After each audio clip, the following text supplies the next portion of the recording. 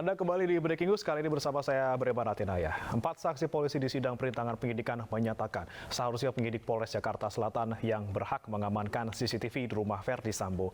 Sementara kuasa hukum terdakwa berpendapat Biro Paminal Polri juga berhak untuk melakukan pengamanan CCTV. Baik, Majelis Hakim izin ada tadi agak mengkritik jawaban para saksi atas pertanyaan pengacara. Silakan satu aja. Untuk 4 saksi, ya tadi kan ada penasihat hukum menanyakan tentang kewenangan Paminal. Ada kan? Tadi kan? Saudara berempat ini pernah tugas di Paminal nggak? Satu-satu. Yang kedua? Saya belum pernah. Yang ketiga? Saya belum pernah, Pak. Yang keempat? Saya belum pernah, Pak. Belum pernah tugas Paminal, ya. Tahu saudara tentang aturan-aturan Paminal untuk mengamankan barang dan orang? Tidak tahu, Pak. Yang satu? Ya, saya tidak tahu, Pak. Kedua? Ketiga? Saya tidak tahu. Yang keempat? Tidak tahu. Coba nulis. Satu aja, Majelis.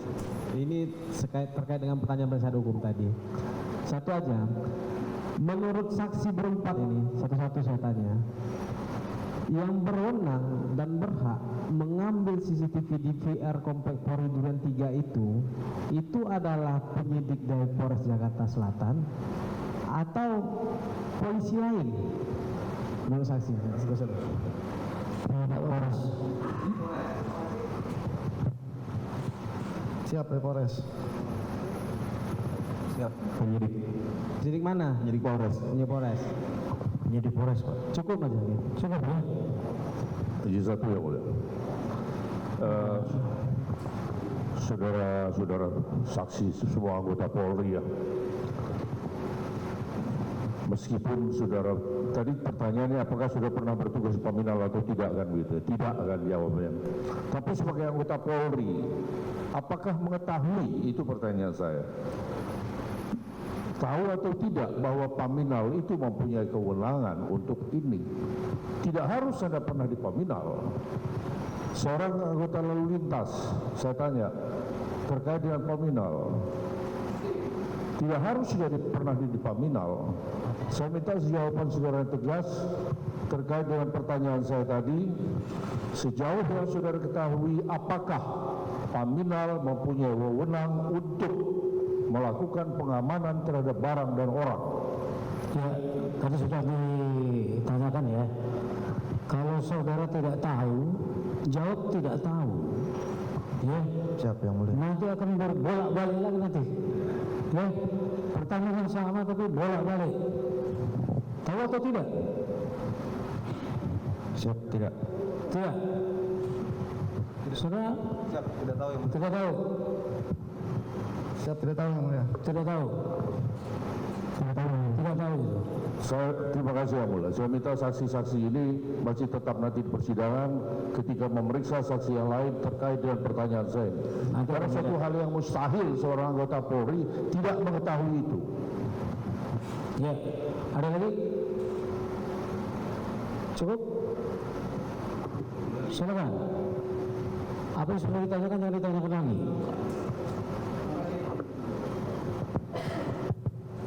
Terima kasih yang mulia. Tadi saya tertarik dengan jawaban saudara saksi berempat yang berhak menyita barang bukti itu harusnya dari penyidik, begitu ya? Penyidik Polres Jakarta Penyidik Selatan. Polres Jakarta Selatan. Ya. Benar ya? Tetapi dalam hal ini tanggal 8 bapak-bapak ini belum dapat sprint. Kemudian tanggal 10 ANEF. Tanggal 10 juga barang itu disajikan ke penyidik Polres Jakarta Selatan. Apakah tanggung jawab itu harusnya sudah ada di penyidik Polres Jakarta Selatan dengan menerima barang bukti itu? Harusnya sudah. Baik, cukup yang mulia. Cukup. Baik. Kami tanyakan kepada berempat sekaligus ya. Kenal dengan Cuk. Saya ingatkan ya, karena Ada dalam berita acara saudara ini, kalian bertemu pada saat evaluasi dan analisa dan evaluasi. Ya, kalian berempat ikut dalam ruang analisa dan evaluasi. Ikut yang mulia. Ada, ikut. Saudara tidak? Ikut. Kenal dengan Cu? Ikut, siap. Kenal? Siap, tahu nama. Kenal ya? Siap.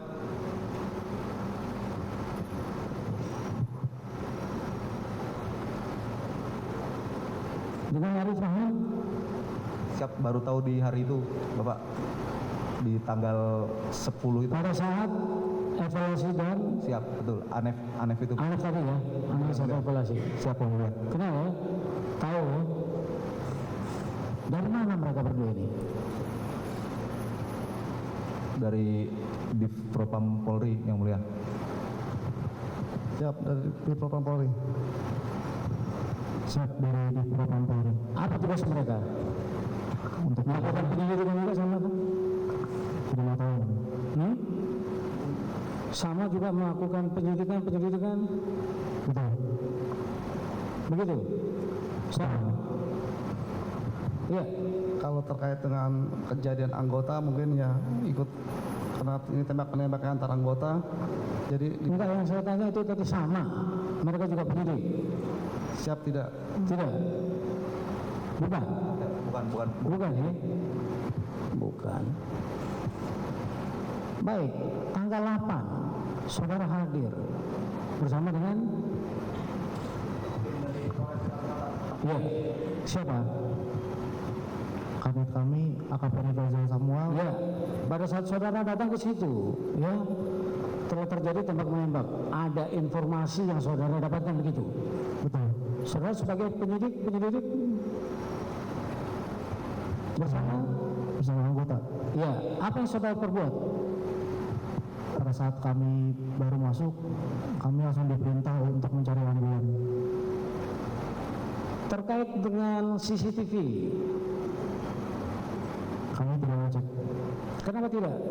karena kami langsung berangkat untuk mencari Apa ambulan. karena kedahuluan? Saya tidak. Tidak. Yang lain? Tidak ada yang mulia. Yang berdua? Tidak hadir. Pada tanggal 9? Hadir. Pada tanggal 9 hadir di mana? TKP Duren 3. Saya tanyakan kepada kalian bertiga ya, karena ini yang satu itu tidak ya. Itu terjadi penarikan DVR CCTV itu pada tanggal berapa? Kami tidak tahu. Tidak tahu yang mulia. Yang mulia, pertanyaan yang mulia.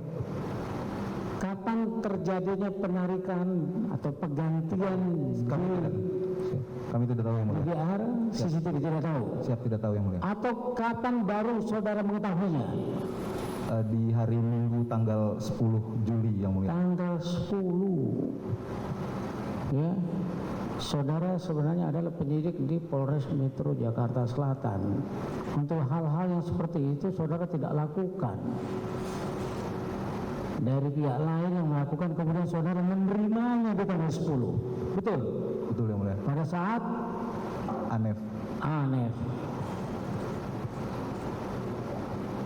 Ya, dan itu diberikan. Saudara ya diserahkan. Pada saat menerima itu, ya, apa yang menjadi pertanyaan saudara selaku penyidik? Ini barang apa nih? Ada nggak seperti itu? Apalagi saudara pada saat itu adalah di ruang Anef. iya. Kok bisa? Sepertinya saudara tidak bergerak sama sekali. Pihak lain. Makanya berulang-ulang jadi pertanyaan ke sana sini. Apa karena ada pihak lain dalam hal ini dari Bareskrim ya, kemudian saudara beranggapan ya sudah tidak perlu lagi seperti itu? Mulia.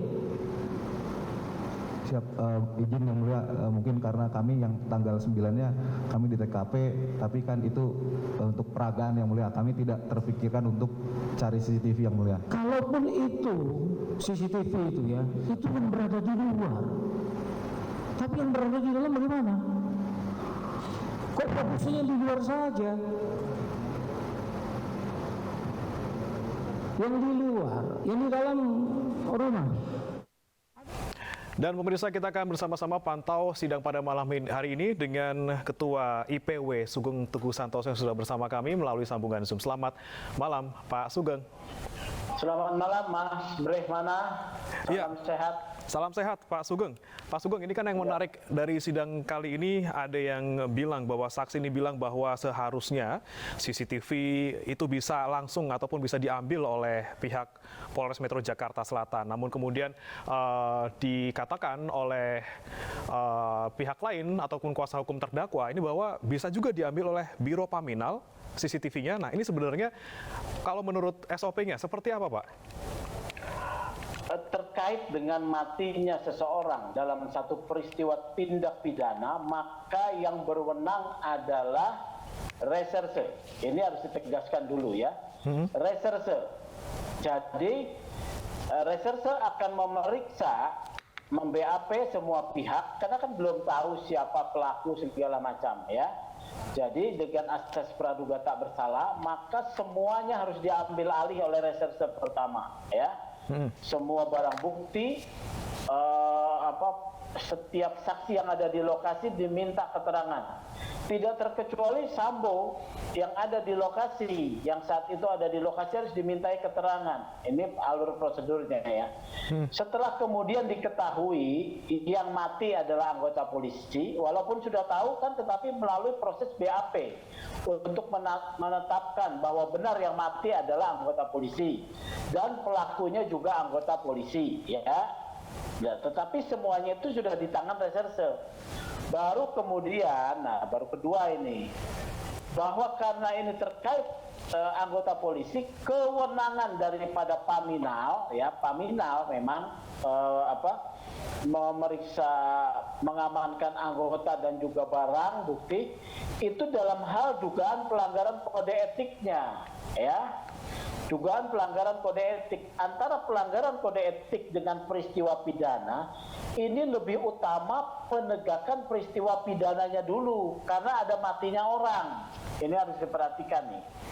Ini yang harusnya menjadi concern daripada Kapolres Jakarta Selatan.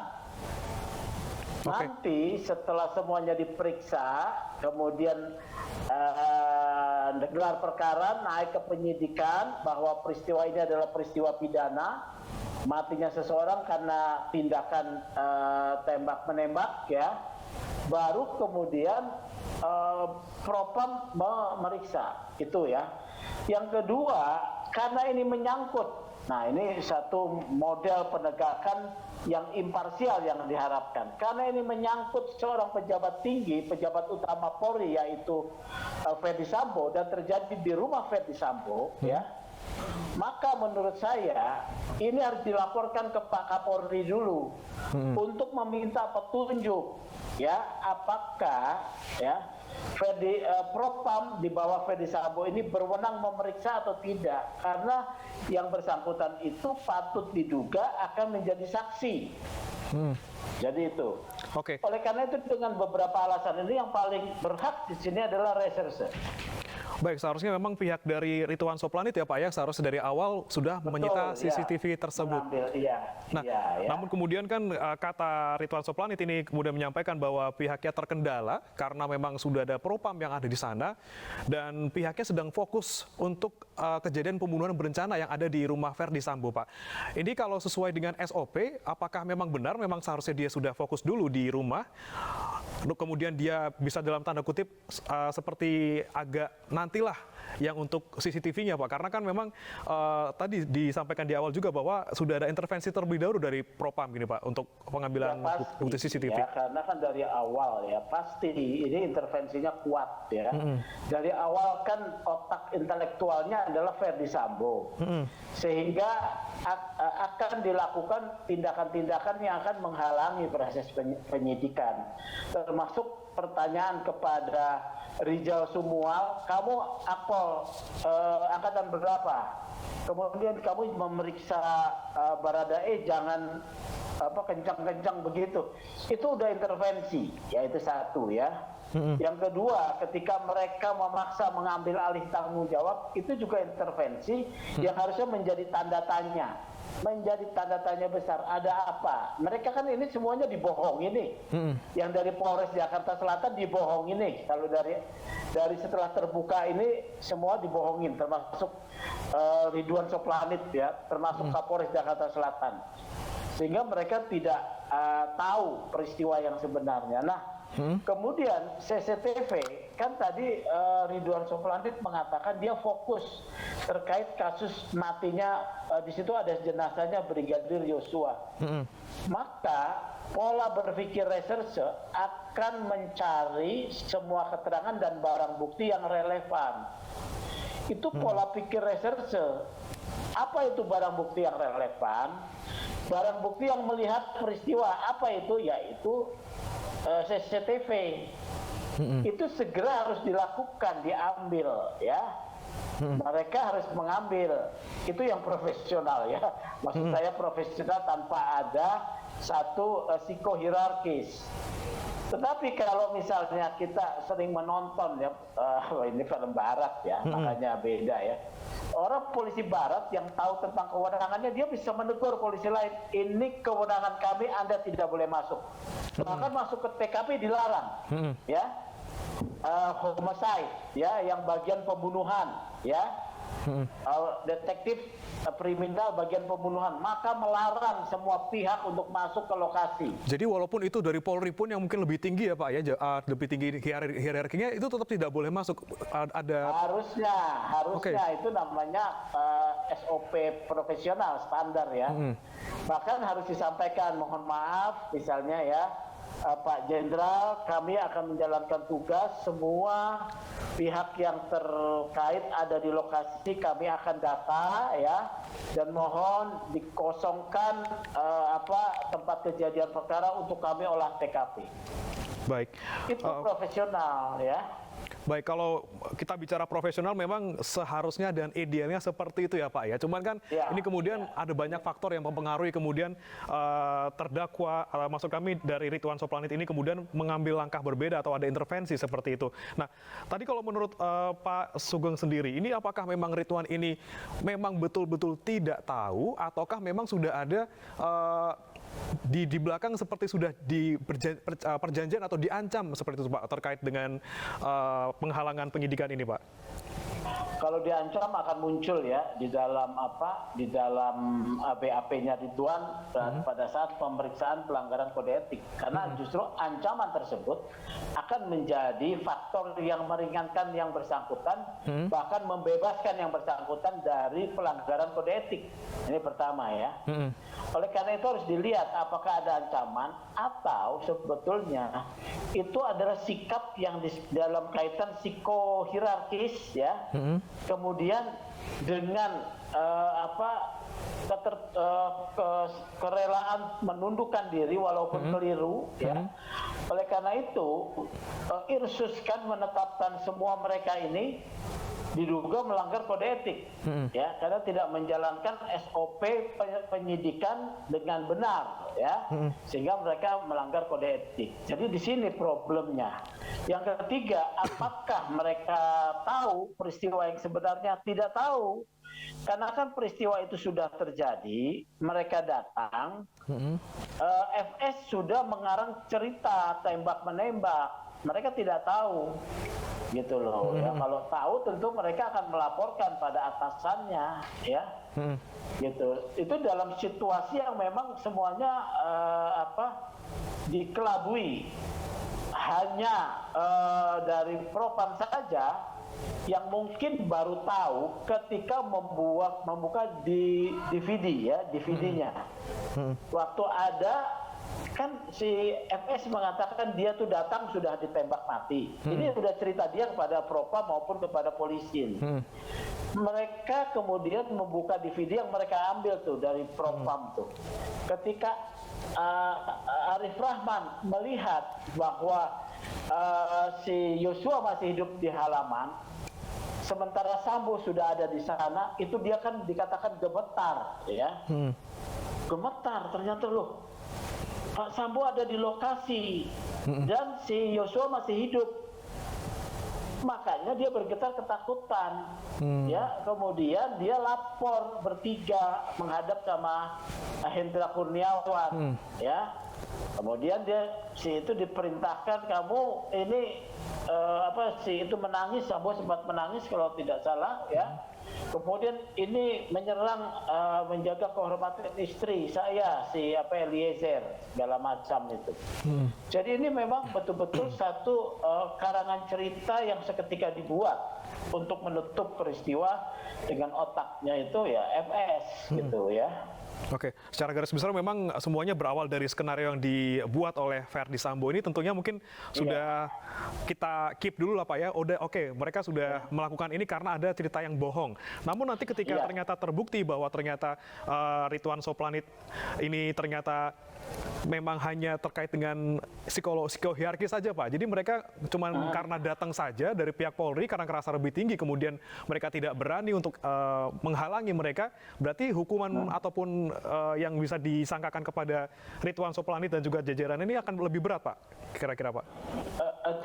Karena tidak tahu, karena dibohongi dan dia tidak terlibat dalam merusak DVD ya DVD-nya itu, maka dia hanya terkena kasus pelanggaran kode etik.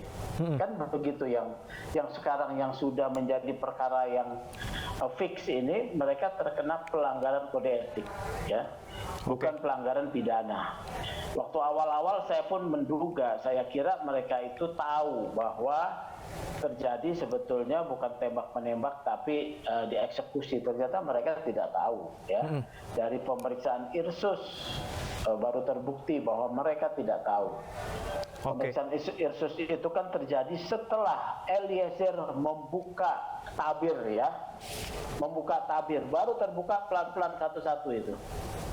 Jadi memang untuk pembohongan ataupun kebohongan ini memang menjadi satu awal terkait dengan penyidikan perintangan pembunuhan Joshua ya Pak ya. Pak Sugeng, kita tahan dulu Pak Sugeng, kita akan bahas lagi terkait dengan sidang hari ini. Pemirsa, Breaking News masih akan kembali usai jeda, tetaplah bersama kami.